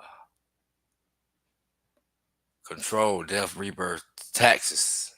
Represent taxes. It represent crime, criminals, crime. Represent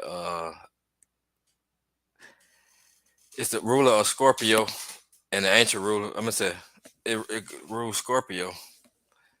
Well, Scorpio rules the eighth house, and Pluto is uh, what else? Pluto is death, death, literal death, or just regeneration of death, transformation. Yeah, Pluto represents transformation and regeneration, and it's a generational planet, and it's a very powerful planet, and it very impactful on our birth charts too. It represents sex, and it represents metaphysical and the occult. Represent spirituality also. It's represents psychics and anything occultish. You know what I'm saying? Astrology, all that.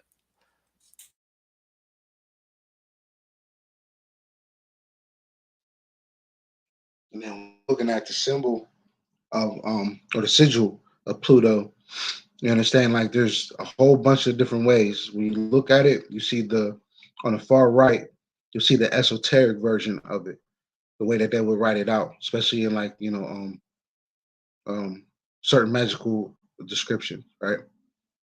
And then they give you that acronym The far left, or the monogram. esoteric on the far left. That's that's what they use as the esoteric version of Pluto, which is dealing Okay, with just that. checking because you said it right. I'm just checking. hmm hmm And then it's like the PL in a sense, you feel me? And that's what they put it together because what's that? Sewell Lois, Lowell's, Percival Lowell. Percival Percival Lowell. Lowes, Percival And we're Lowe. gonna look at him. Sweet. But then when you look at this particular glyph that we are using today for this planet, again breaking it down, soul that's captured by the spirit, that's over matter.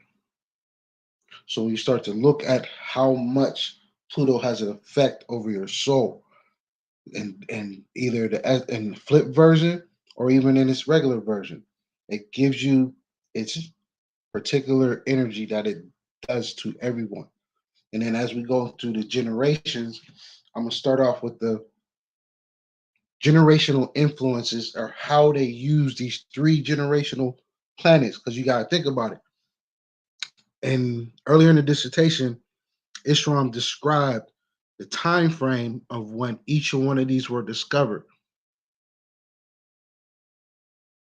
So once you start to literally put it into your mind, then let's go to what is known as the Pluto generation segment. We're going to start off with Gemini. During this time period, when you find out the time era when Pluto was in Gemini, you're going to find out this is the time frame where they really started devising the plan of splitting the man and woman, causing a lot of wars. As we go down through time, we get to the Pluto and Cancer generation. And Cancer deals with what? Families, our roots. This is what they destroyed back then. This is where during the era when they were basically pillaging and enslaving people and things of that nature and just going crazy with it. Then we get to that next era, the era that's our great grandfathers and grandfathers era, which is known as the Leo generation. And this is where you get your Fred Hamptons, your Malcolm X's, Martin Luther King's, just to throw out some names. That's their generation. When they came out, this is the era that they were in. And when you start to look at their plan, you can see it as bright as day. They used Pluto to truly devise some very methodical ways to destroy people. Then you get to the next generation, my generation, your generation, most of us who's on here generation, the Virgo generation. When you look at our generation, what did they hit us with? They hit us with the what? The drug epidemics. All this different type of pills and things of that nature to really what? Destroy us. Where we have a lot of what is known as crack babies and things of this other nature. Then you get to the next generation. Now, just recently just happened. This is during the time when the Sandra Blands and a few others started getting knocked off. This is that Libra generation. Then you go to the next one, which is that Scorpio Fucus generation. This is when you start to see the rise of the spiritual consciousness, which is not too far ago. Then you get to this next generation that we're just about to leave, and that's that Pluto and Sagittarius generation. And when you start to understand that they're starting to reveal a lot of truths, or we as people are starting to see and reveal a lot of these truths, because we're dealing with that Sagittarian energy. We're breaking down the truth barrier that they've been holding over our eyes for a very long time. Now we're going into what is known as the Pluto Capricorn generation. And when you think about Capricorn, the first thing that most people think about is death when dealing with Capricorn.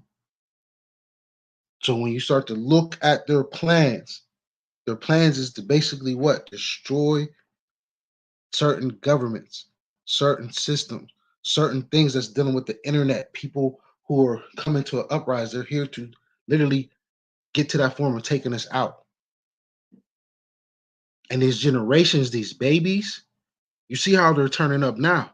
You look on the news every day, you can see it now in plain sight. They're gearing these kids up to basically go to war with the communities through music, through certain parents. And then we go back to, I was speaking on Bobby Hemmett. He tells you straight up, we don't need to save the children. We need to save the adults, because the adults is the only way we're going to be able to save these children. And I'll end it on that note.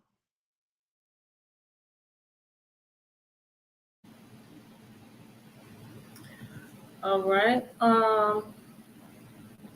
Pan. Yep, Pan and Pun style. So here I've prepared a screen to show us more about Percival Lowell and some of his biography. And he was born March 13th, 1855 in Boston, Massachusetts. And let me see. His siblings included a sister. She's a poet, and some more educator, legal scholar, and an early activist for prenatal care.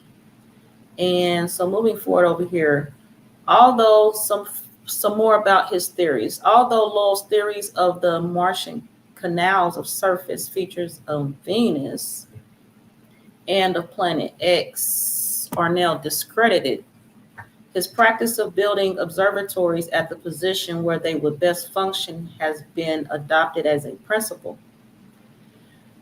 He also established the program and setting which made the discovery of Pluto by Clyde Tombaugh, who I mentioned earlier, possible.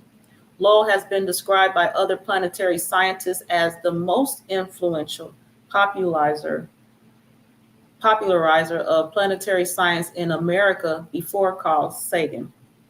While eventually disproved, Lowell's vision of the Martian canals as an artifact of an ancient civilization making a desperate last effort to survive significantly influences the development of science fiction, starting with H.G. Wells' influential The War of the Worlds, which made the further logical inference that creatures from a dying planet might seek to invade Earth. Now, Didn't I say that earlier? go ahead. No, speaking on that, like how we came from, they're talking about they're talking about a lot of our ancestors that came from Pluto to come here. When you start to look at that movie, The World of Worlds, just know that they're talking about that whole story of us coming here, starting with the most recent, we're dealing with King Tut.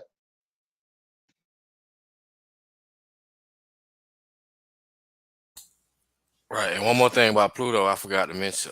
Pluto represent atomic or nuclear energy also, and then back to speaking to the generational effect. When Pluto entered Aquarius, then when all crack cocaine came out into the black community, which took a toll on us as a whole, and all types of sort of drugs, AIDS, all type of stuff came out during Pluto and Scorpio generation. So, I'm shaking my head. So, one of the reasons I shared Percival's story is because, again, somewhere a lab coat discredited his work and just reduced him to making observatories. See how they just wrong. They just don't want no truth out there.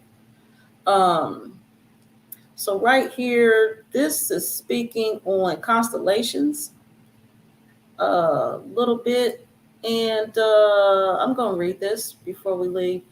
A little bit, I think. I don't know. Let's see. Every night, a pageant of Greek mythology circles overhead.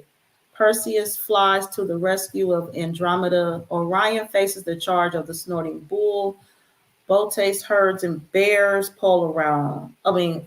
the bears around the pole, and the ship of the Argonaut sails in search of the golden fleece. These legends, along with many others, are depicted in the star patterns that astronomers call constellations. We covered constellations, and moving forward, we did in brief. Constellations are the invention of human imagination, not of nature. And that's also something that I've spoken on, and we will look into that when we come to you next time. And we're looking at these signs. And right now, we're not going to share what signs we're covering in the first section of the signs in this series, but definitely, as I share with my granddaughter, Empress Lulu, who reviews my work before I put it out there. Constellations, I call them. Y'all know, you're familiar with the pages that we give children or the books, the dot to dot. To me, that's how they have just tore up, just victimized. There's this word I'm looking for. One of y'all might give it to me. They just took the stars and just drew lines where they want to draw lines. And I promise you, we come in with that information and facts. Y'all know I busted up. I'm busting up that lie. I'm going to share with y'all next time. And what they will do in this ever-changing world of astrology is erase a line here, and they'll drop the line down here and draw what they want to draw and present it to you all as this is what it is. And then they'll take these stars over here and make it a whole new constellation and present it to the world. And centuries and generations later, everybody will believe it and won't know no difference unless they go look for themselves, study, know thyself. That's my piece for this evening. A pound, please. Gratitude. Yeah, I want to piggyback off of the thing you just read when it said constellations are figment of our imagination, right?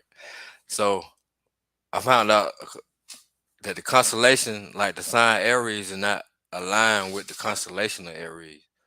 So that let us know the zodiac is part of our imagination too. That's why I say the astrology is based off the collective conscious, in my opinion. That's why it's able to work, even though it might not be accurate or wrong. I'm gonna say, even though it might be off degrees or whatever, sidereal or or Western, whatever you want to call it. But I think it all worked on both sides, Western and Vedic, because of our imagination and collective conscious, or the collective unconscious, or the subconscious, you want to call it.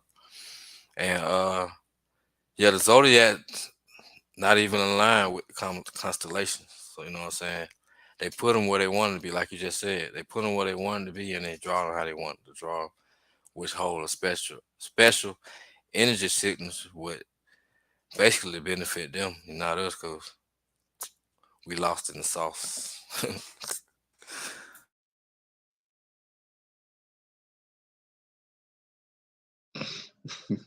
Swear, swear.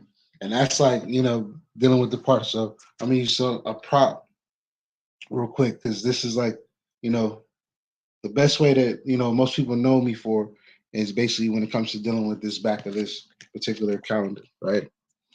So when it comes to what we were explaining in a lot of ways, of when it comes to zodiacs and constellations, right?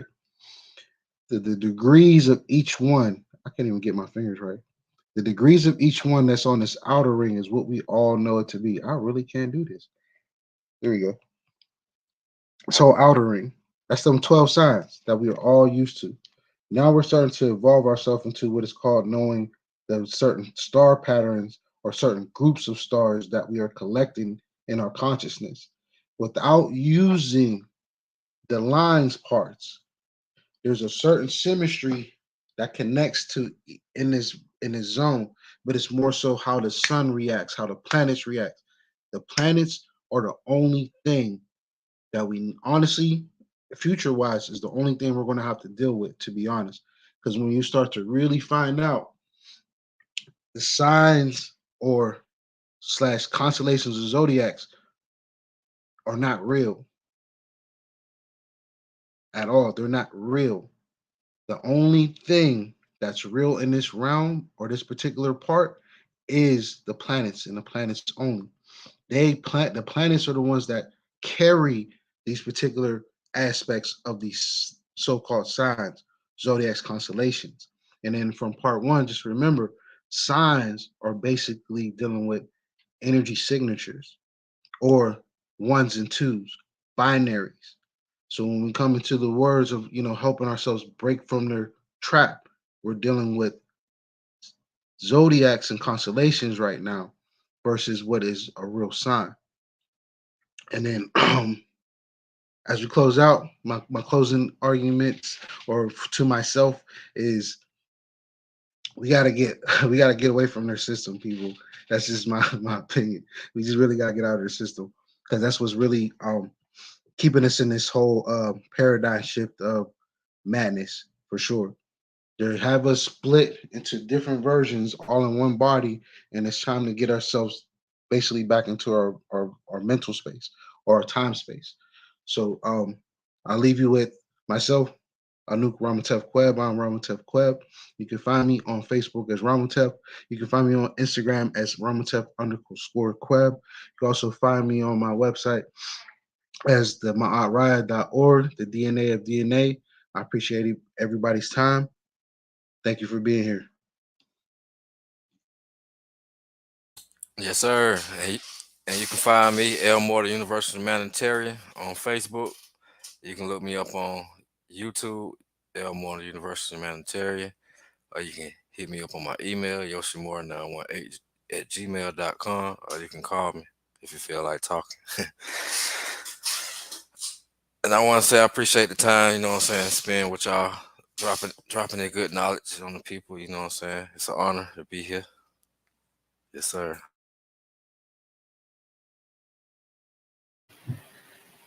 It's an honor, definitely, to be here with the both of you and everyone that has shared their comments, their energy, their time. I appreciate and love you all from the Karmic Dynasty platform. And we will see you all here next in about 7 days. We attempt to keep the same time and day. So we'll see you all here in a few with the continuance of Astrology Resurgence. And we will review comments and we were taking questions after this showing so we can add them to the future part of this series. And thank you for sharing with us. Subscribe to the channels, and we will see you all real